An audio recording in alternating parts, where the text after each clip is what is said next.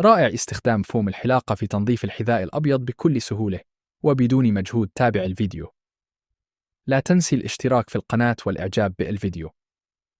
ضع فوم الحلاقة على الحذاء الأبيض وسوف تندهش من النتيجة، نتيجة مضمونة ومجربة.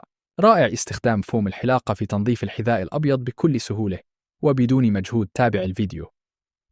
لا تنسي الاشتراك في القناة والإعجاب بالفيديو. ضع فوم الحلاقة على الحذاء الأبيض وسوف تندهش من النتيجة، نتيجة مضمونة